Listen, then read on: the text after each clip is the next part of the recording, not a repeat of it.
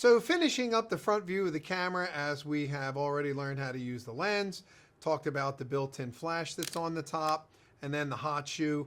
Moving over to the right side now, you'll see some extra controls where this is the master control to turn the camera on and off.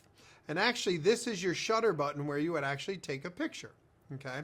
Also very important, this little red button with a dot. That is to record video, as this is DSLR camera has the ability to take still photos as well as record video. So that's a great feature and one of the reasons we got these cameras. So this will help you record and to stop record by hitting the button again.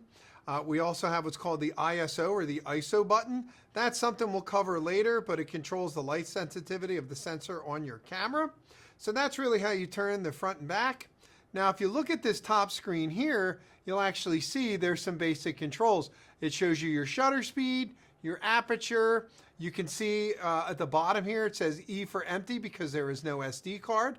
That's something we're also going to learn how to do. It actually shows your ISO and your battery level. So the nice part of the top of this camera has a lot of good features and controls to show you what you're doing while you're shooting.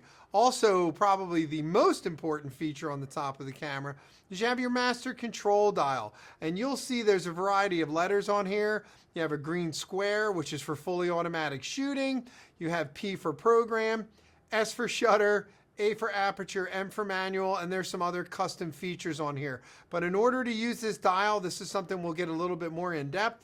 You actually push this button in and you can turn your dial to say if you want to photograph completely manual, which is something we do a lot in this program. You would turn the dial to M, and then you could do your shutter and aperture and ISO all individually on the camera. But if you happen to be running down the hall to take a quick picture in an event, you can always turn it to program or to fully automatic and be able to take your photographs. Okay, so moving on, we're going to get to also now we're going to turn to this side as we saw before. This is where the SD card lives. So now we're going to learn how to insert the SD card.